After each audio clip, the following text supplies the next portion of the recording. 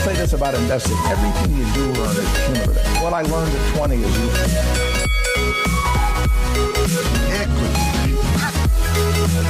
Welcome to Super Saturdays, an Equity Mates Media series on superannuation, proudly brought to you by Superhero, who are now disrupting traditional superannuation on their platform. With recent government changes to super legislation here in Australia, $100 billion of Australians' money is in underperforming super products, and a lot of people are feeling a little in the dark when it comes to their super. Equity Mates Media, in partnership with Superhero, are going to shine a light on the super industry with the aim of making Australians wake up and take control of their super. Over 3 Saturdays and 4 different podcasts, we'll be bringing you all the information you need to help you take more control. So don't miss it. Make sure you're subscribed to Equity Mates, Get Started Investing, Comedian v Economist, and You're in Good Company to hear all the episodes.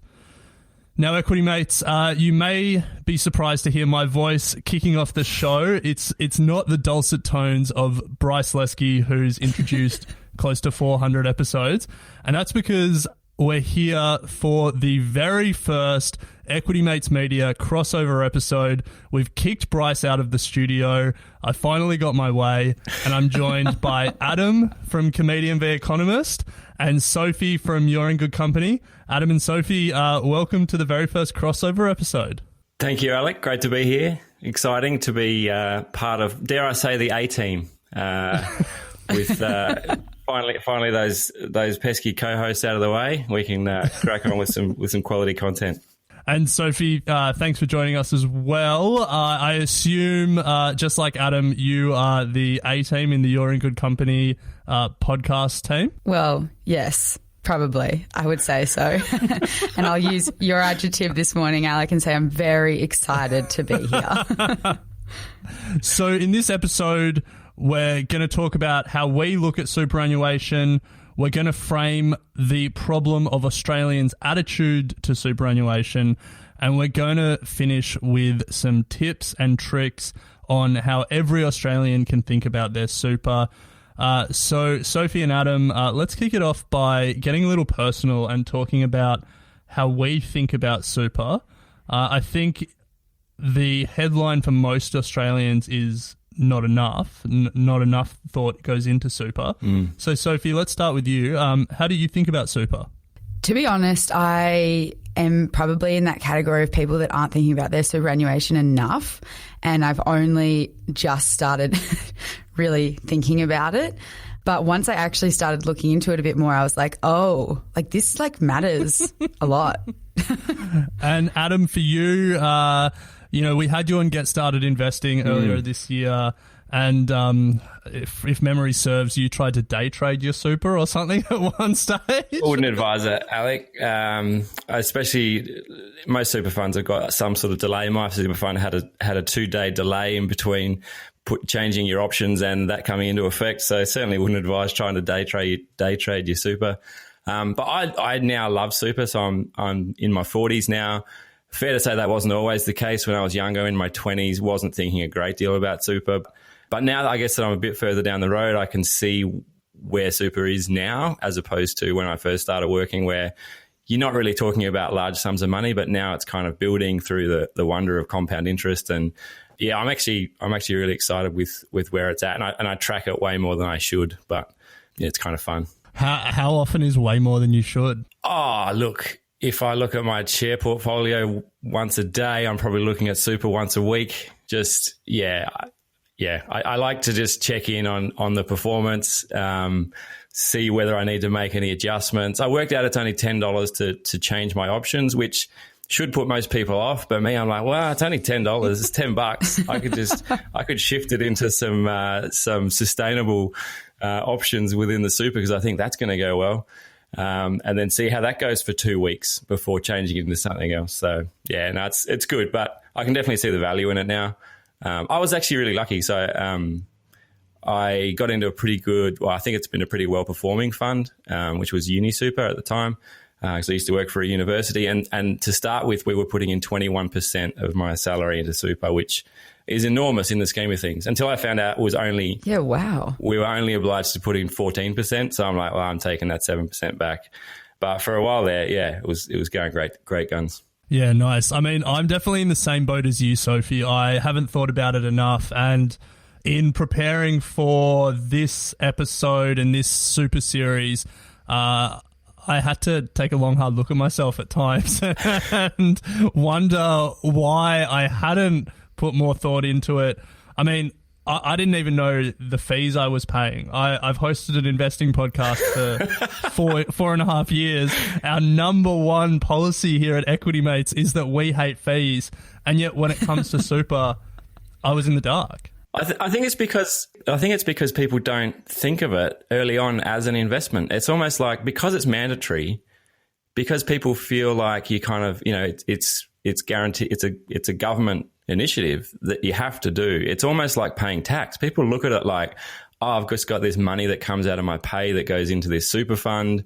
It goes into this thing called super. I don't even really think about what that is. Whereas if you say, hey, you got some money, you should invest it, then people go, oh, okay, I'm going to have a think about where I'm going to put that money, where I'm going to invest it, what companies I might buy. Maybe I'll buy some ETFs.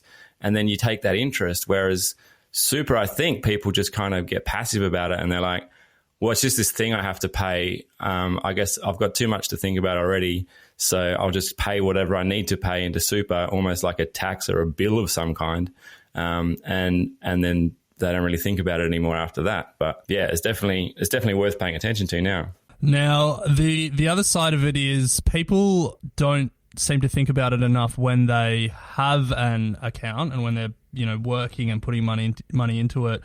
But the choice of super account is also super important. Nice. And yeah, well, Adam, you're the comedian, but I'm trying here.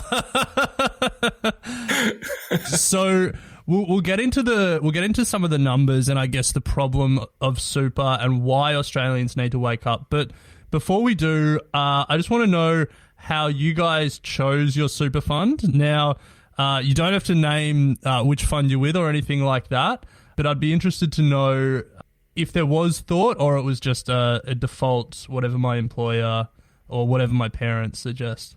I just went with whatever my employer at the time had available. It was the one that they were using. And I was young as well. Like I was starting out of my first job. So like, of course, you have no idea what superannuation is and you almost don't really care because you're like, it's my retirement money. And I'm like young, so whatever.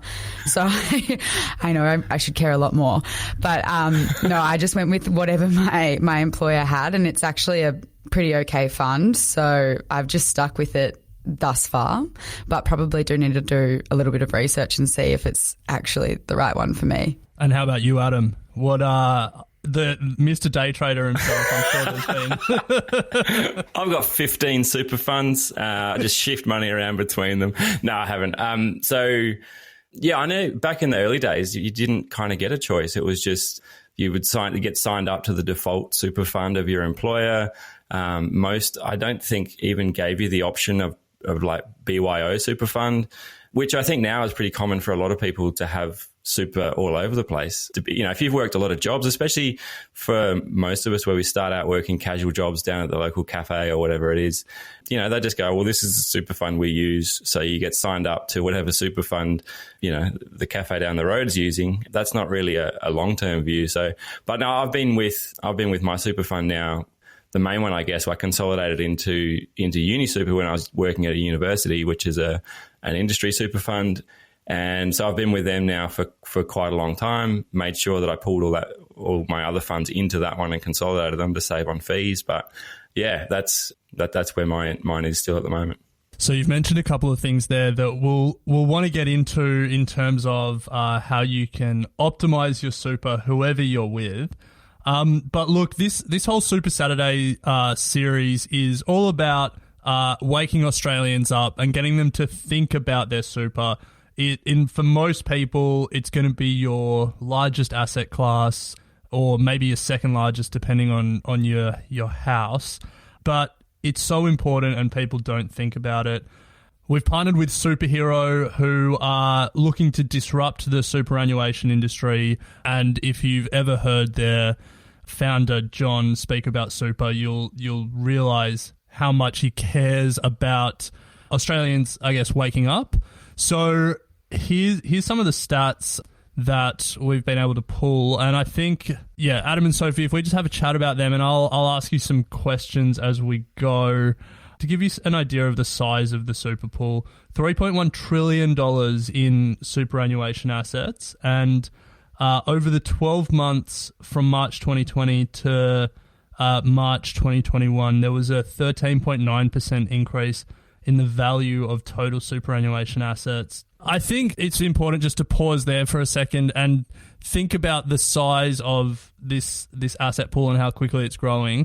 It's pretty phenomenal. I mean, super funds put in a bid to buy Sydney Airport earlier this month. They are buying everything from, electricity assets in Australia to, highways overseas and everything in between. It's such a big pool of money, and for 90% of households, super in the family home are the main assets that support their retirement, and yet we don't think about it.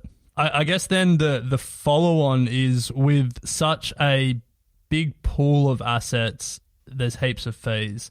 So $30 billion was paid in super fees last year alone, and there's a variety of other costs that can come with super. Things like life insurance, income protection, TPD insurance, which I'm going to be honest, I actually don't even know what that is. Do either of you guys know what TPD stands for?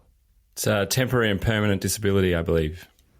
There you go. Adam, you are the super expert. Mate, I'm all over it. Well, it's worth knowing because there was a lot of stuff that came out, it was probably 6 to 12 months ago, around all the different insurance offerings that form part of like default super packages. And it's worth definitely having a look at what insurance you've got and what on top of the fees that you're paying, what insurance products you're purchasing, because you are purchasing them, right? Like you see all those ads for life insurance on TV. If you ever watch daytime television, you're watching, chilling out in front of Young and the Restless, and some ad comes on for life insurance, and you just look at it and you're like, suckers, who's signing up for that. And then you check your super fund, you're like, oh my, well, I've actually got that. I've got a policy. So it's worth knowing what policies you've got. It's worth knowing how much they're costing you. It's worth knowing what you're even covered for, because a lot of, especially like the TPD insurance, a lot of people don't realize exactly what's covered and what isn't covered. People, there's one I think is income protection is the big one, where people assume they've got income protection insurance, and I think we saw it a lot with COVID. Was people were out of work because of COVID. They went to the insurers and said, I'm here to cash in my income protection insurance. And they're like, no, that's not covered as part of the policy. So you really want to understand, I think, read the product disclosure statement or whatever information you can get your hands on to really understand what you are covered for and what you're not covered for, because you're paying for it. It's your money. It's your super. So you want to know what you're getting. I'm going to be honest. I don't know if I have any of these insurances in my super. What about you guys? Sophie, do you know if you're paying for them? I feel like Alec and I have some serious work to do with our superannuation. Like, Adam's got it totally under control, and we're just like, we need to sit down. We need to have a strategy day, and work out what the hell is in our super, because I also have no idea. Maybe we're not so much the A team. Maybe we were chosen to do this crossover episode because we're the typical Australian that needs to wake up. I was promised experts, damn it. What's going on here? I thought finally I've shed Thomas and I'm teamed up with some. No. Adam, you were the expert. Little did you know that you were the expert. We're in trouble in any scenario where anyone says, Adam, you're the expert. Then this ship is sinking. So I guess if we put a bow on the fees, $30 billion in super fees, a whole raft of potential insurances which may be useful or may not be useful. Most Australians don't know what they're paying for, and that's That's dumb. Yeah. Sophie, sorry to say it, but it's kind of dumb. Don't single me out here. This is you as well, Alec. Yeah. No, I'm saying together we're dumb. I think there's a large proportion of people that have never even logged in. Like I saw some stat, I don't have it at hand, but a lot of people that have never even, like, it's like online banking, right? It's pretty easy to log in and set up an account. I work in IT during the day, and I know people in IT that have never logged into their super. So it's pretty common. Like, you guys aren't alone, that's for sure. But it's pretty common that people just aren't looking at this stuff. So we've touched on the size of the super pool and the amount in fees that Australians are paying every year, but that's not the only reason that Australians need to wake up. A key one is that a lot of super funds are actually underperforming their peers and the general market. So, Sophie, do you want to tell us a little bit about just how big this underperformance problem is? Yeah, well, it's huge. And I think at the moment the government's trying to make a lot of, new regulations in the super space because there are a lot of underperformers. But 100 billion of Australians' money is in an underperforming super product, which is just crazy because you have autonomy and control over the super product that you're using. So really, no one should be in an underperforming super product. But if we're not aware of it, then we're not going to know.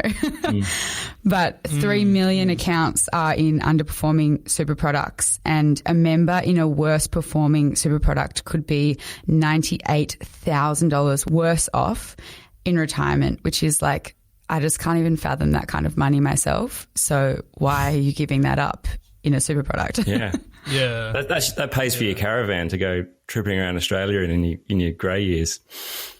Yes. You've already got retirement plans, do you, Adam? That's a nice caravan. Yeah, it's 98 grand. It's not even that good these days, I don't think. I want one with a car that fits underneath it, Can we come? Are we allowed to come? You want one of those big American RVs. You need to get a bedroom for Alec and I. This is going to be a big one. Oh, we'll do so many crossover podcasts on the road. From the road with Alex, Sophie and Adam. But look, I think that if we go back to this issue of underperformance, I think what you said there, Sophie, the fact that we're all choosing our super funds, or we all have the choice, and yet 3 million accounts are underperforming, it's pretty stark, and it just shows, I guess, I'm going to use the tagline again, but it shows why Australians need to wake up. Can you imagine if you, let's say, because it's just a managed fund, right? And so you guys are well aware of managed funds, but if you went to your fund manager and you're like, all right, hit me, how'd we go this year? And he was like, we did 0.1%. You'd be like, what am I paying you for? I'll keep my money with you. Amazing. You would dare I say you'd be outraged, wouldn't you? If your fund manager came back with numbers like that. And yet I think that's what's happening in a lot of these super funds is they're just they're taking fees. They know that people are not paying a lot of attention, and they're just kind of going, this is where we landed this year. We didn't do too good, but no one really asked any questions. So we'll just carry on. But I think if you start thinking about super as a managed fund with someone in control of it, and that person can be, you can really influence that now. And so think of it like that rather than this sort of pool of money that you pay. Do you guys know the annual performance of your super funds currently? I asked that, Sophie. Adam should know. Alec, you're excused. No, I actually do know. And I want to give a shout out to the government's new website that we can touch on now, but we'll expand on later. It's via the ATO, and it compares all super funds because I didn't know what the performance of my fund was. But then I had a look on that website while I was preparing for this episode, and now I know exactly that I don't know how it's a range. I guess there's a number of products, but between 3.5% and 7.5%. It's one of those super products where it invests depending on your lifestyle stage. And I know how much fees I'm paying and everything because the government now lays it all out for me. It makes it very easy. So yes, I do know the range of my fund. Yeah, my super fund my performance tends to fluctuate wildly with my poor decisions that I make when I'm day trading my super fund. So yeah, I think when they're comparing super funds, there's like a basic or a balanced option that everyone gets by default if you don't change it. So I think that's what they use when they're kind of looking at performance and comparing performance, is they take that I think it's called balanced or default or something. I don't know what it's called.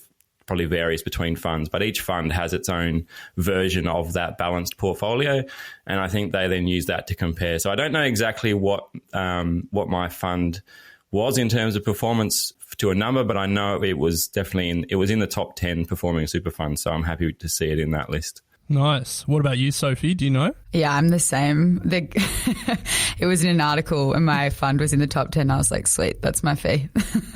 But like, nice. I don't know the numbers. That's all the due diligence you need. It was like the other day, Tom, we were having some internet trouble on our show, and Tom was like, what's your, I said, what's your internet connection like? He's like, I'm getting this many meg. And I was like, that's not really enough.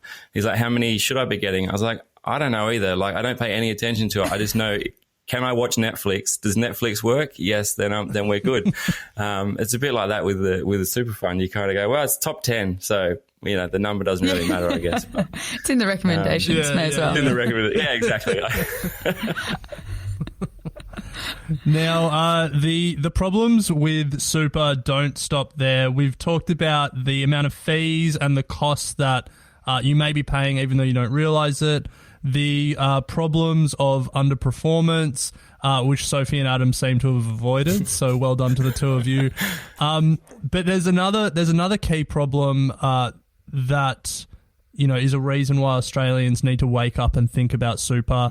And that's the problem of multiple accounts. So, Adam, as our resident super expert on this, how did we get here? Pod, do you want to tell us a little bit about that? Yeah, absolutely. So, I think it's a really common problem, and it's going to get better because I think employers are now asking the question when people start, and people are entitled to bring your own super fund to your new work, but I think 27% of Australians have more than one super fund account, which means you're paying more than one set of fees. So that's going to eat away at your super. And the problem is, the thing is, it's really easy now to find and consolidate those super funds. So there's a lot of resources around. There's the Money Smart website from the Australian government. There's some good info now on the ATO website, but there was some research from the Centre for International Finance and Regulation that found that less than 1/3 of people are actually even reading their superannuation statements. 4/5 are rarely or never thinking about making changes to their investment options. So, there's a lot of, dare I say, apathy around super funds. Some more stats, nearly 2/3 can't name the age at which they can start accessing their superannuation fund.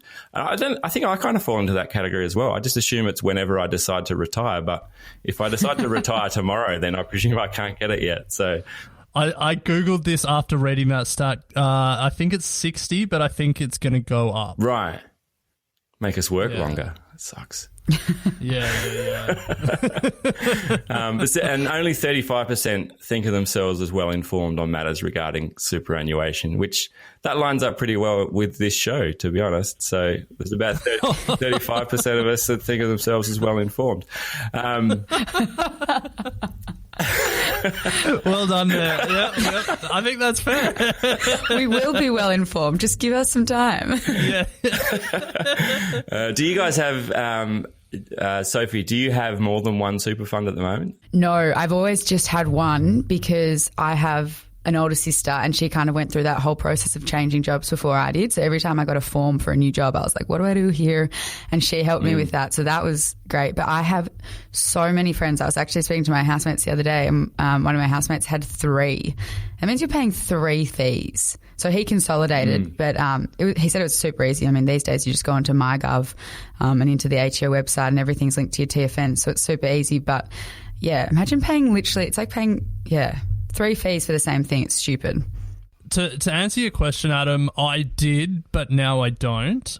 But I think the thing around multiple fees and multiple sets of insurance is you just don't realise it. The money, it's not in your bank account, so you don't feel the fees going out. it's not real money in some ways in people's mind. It's this mystical future money that other people are managing. It's future Alex problem. Yeah.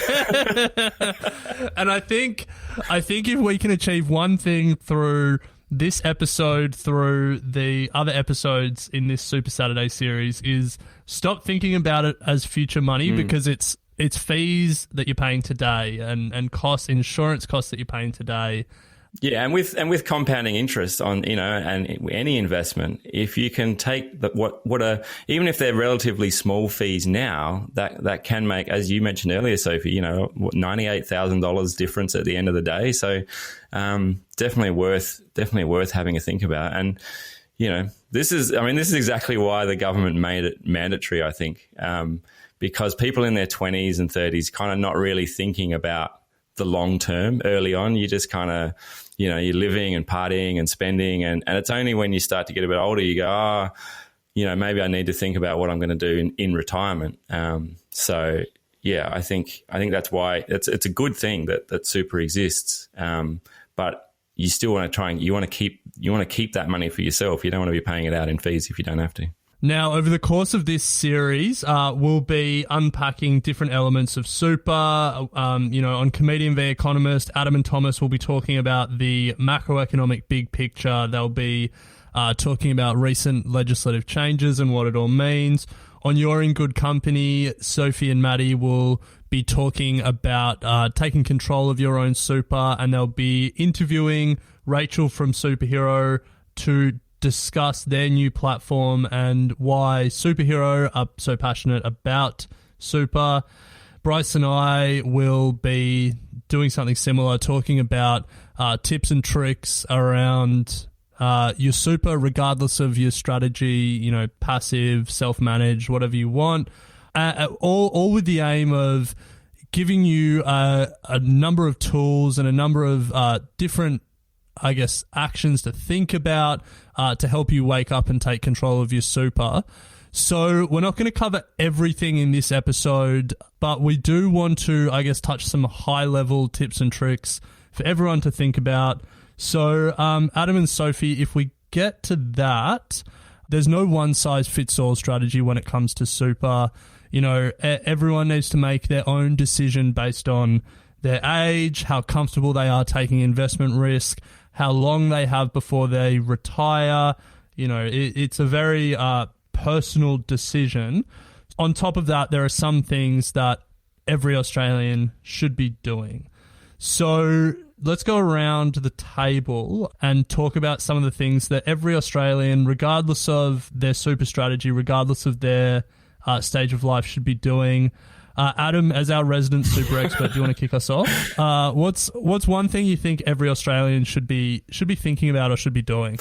So I think everyone should log in for a start. Log in and have a look and understand what's going on. But I keep going back to this advice my mum gave me early on. She was like, go high growth early on. Like, this is obviously not financial advice. As Alex says, it should line up with your own situation. But she was like, you're young, you can ride the peaks and troughs of the share market, because that's where the money goes, right? For the majority of it's invested in the share market. So go with within each super fund, there'll at least be a kind of a balanced, conservative and a high growth option. I think it's really good to kind of consider that high growth option, particularly while you're young. You've still got a lot of your working life ahead of you. You can ride out the peaks and troughs. That changes as you get older. Once you sort of hit 50, 60 years old, you're nearing retirement. We saw it with COVID, where the share market kind of tanks like 30%. You don't want that to happen at 65 years old when you're just about to retire. But if that happens when you're 30 years old, and that, you can obviously, the share market then bounces back, you're back on track. And in fact, it bounced back, with a vengeance. It's now higher than ever. So I think, understand what options you've got within the super fund and consider what's right for you. But definitely for me, going high growth early has really, I can see that difference that's made now. Important to stress that that's Adam's strategy, and everyone has their own strategy and should speak to professionals if they're unsure of their strategy. Do not take financial advice from a podcast. But Sophie, if we stay on this track of things that every Australian should think about or should do, what's something that you think every Australian should do? I think everyone should be jumping onto the ATO's Your Super comparison tool. I did it myself for research for all these episodes, and I think it's super beneficial because it kind of just lays it out, all the different criteria. You can see it in an easy format and compare superannuation funds easily. One of the functions that I did really like was one of the criteria was whether the superannuation stayed the same the whole time or if it changes with your life cycle, which is kind of what Adam just touched on a little bit. So it was easy to be able to identify funds that could be a little bit more malleable to your needs or wants. So yeah, I think it's just an easy place to see all the super tools that are out there and make your own comparisons so that you can be in a fund that isn't underperforming. Yeah, I can't second that enough. I think, the government cops a lot of slack these days, not least from Adam and Thomas on Comedian The Economist. We just call it like we see it, Alec. But I think these recent changes around transparency of super funds and the reporting tools that they've created are really good and really help Australians get a grasp of where their money is being invested and how that compares both in terms of performance and in terms of fees. So definitely second that one. Go and check it out. There's so many more options these days in terms of what you can do within your fund. So, obviously you want to compare funds and see what you've got, but depending on your appetite for involvement, like if you enjoy, investing and you enjoy kind of, looking at the share market and stuff like that, there's some really interesting options coming out now. I think one super fund I looked at had 145 ETFs that you could choose from to build your portfolio within your super fund. So the level of control these days is kind of, it's really changing, and you can, if you want to, you can be more involved and take an interest. Well, let's put a pin in that comment, okay, Adam, because I think Superhero's offering will blow that 145 ETFs out of the water. Yeah.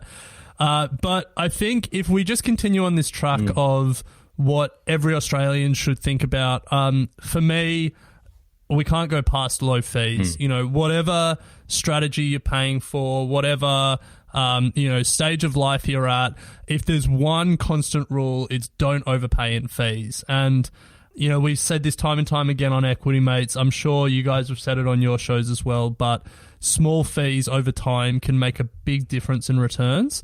And this isn't related to super, but this is a bit of maths that Bryce and I did. I can't remember. I think it was for our book. Shout out, go and pre-order our book if you haven't already. Sweet plug. Yeah. Yeah. You got to get that plug in. You have a book, Alec? But this, it really demonstrates the difference fees can make over time. So Warren Buffett's company, Berkshire Hathaway, he took it over in 1965.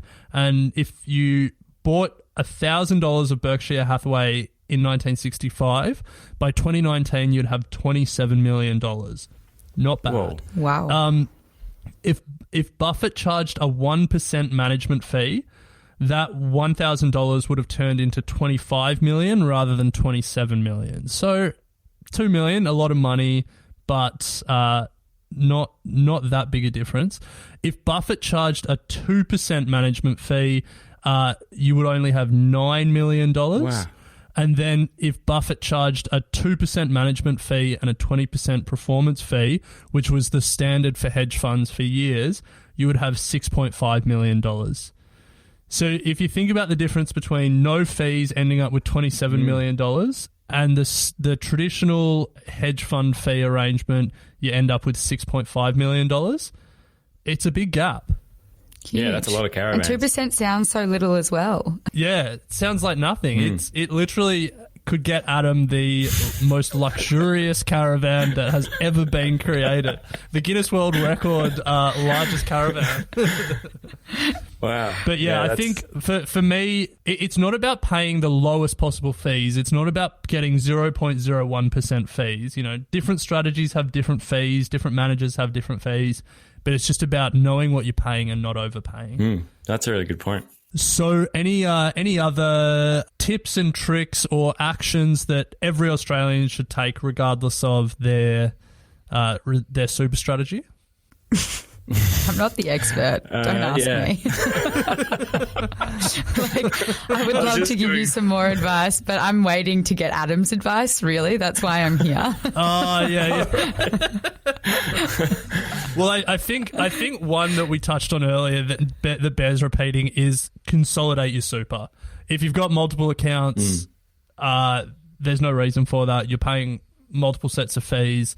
You may be paying for multiple sets of insurance, so consolidate. And review too, you know, like as we have touched on, you can change funds now. So it's fairly easy to change them. It's as easy as it is to consolidate them. If your fund isn't performing, then shop around, you know, have a look at what's out there. Have a look at how your fund's doing. If you've got multiple ones, then you don't have to pick one of the ones that you already have. You could go, well, you know, go and do your comparison. A bit like if you were shopping for, I don't know, car insurance, or if you're shopping for any other financial product. There's literally nothing stopping you nowadays from just shopping around and having a look at what's out there in terms of super funds. So you don't have to go with the one that your employer gives you anymore. You don't have to go with the one that your parents think is a good one. You can you know, plot your own course. Well, I think that's a good uplifting note to end this episode on. Everyone should get out there, do their research, and plot their own course.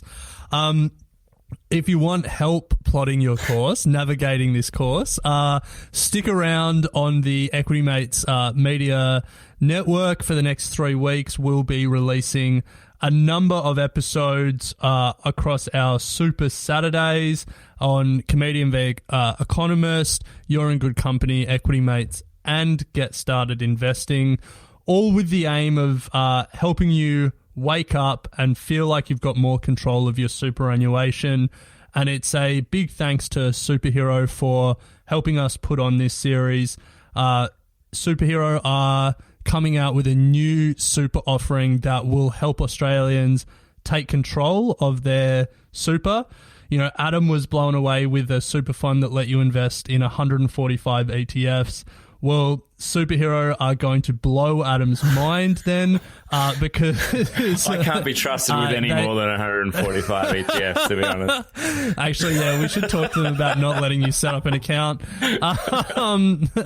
Superhero have a couple of options that really let Australians take control of their super. They have an autopilot option where 70% is put into a diversified portfolio, and then the remaining 30% can be put into 6 themed ETFs. That's not the part that's going to blow your mind, Adam. But then they have a control option where 25% is in a diversified portfolio, and then up to 75% of your superannuation can be directly invested in any company in the ASX 300 or most of the ASX-listed ETFs. Wow, that is. Yeah. That is. But that is good. I mean, that's exciting, but it could, you know, we should note the risks with any share market investing and choosing your companies.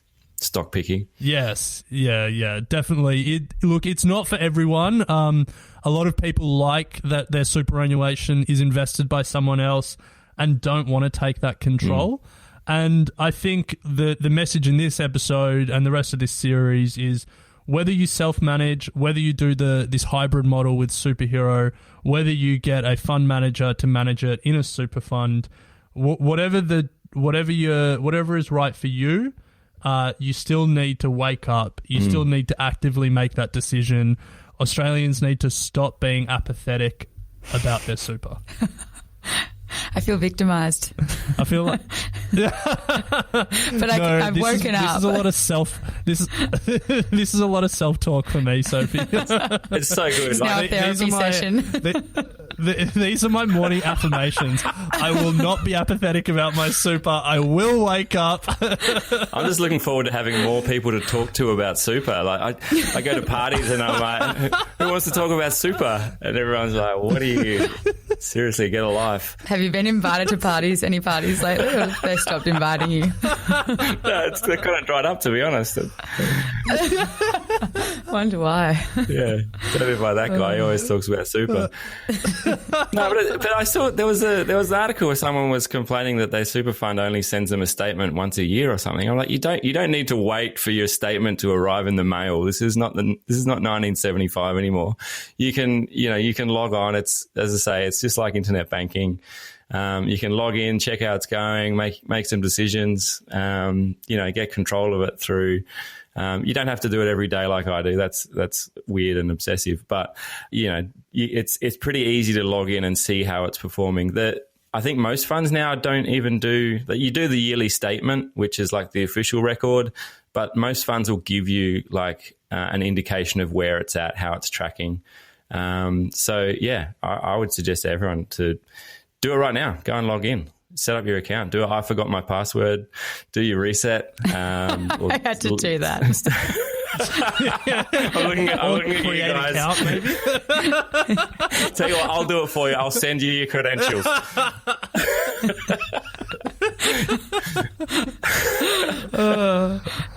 All right. Well, look, hopefully if you're like Adam and you care way too much about super, you've got something out of this episode. Or if you're like Sophie and I and waking up for the first time, you're going to that, forgot your password, logging on and starting to think about it.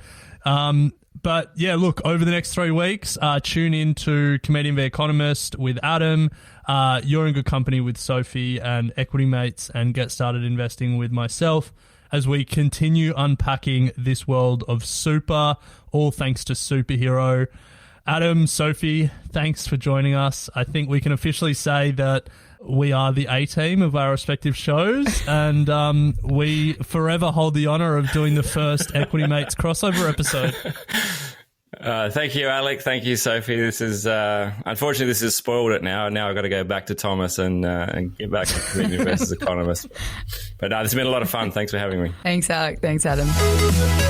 Equity Mates Investing Podcast is a product of Equity Mates Media. All information in this podcast is for education and entertainment purposes only. It is not intended as a substitute for professional finance, legal, or tax advice. The hosts of Equity Mates Investing Podcast are not financial professionals and are not aware of your personal financial circumstances. Before making any financial decisions, you should read the product disclosure statement and, if necessary, consult a licensed financial professional.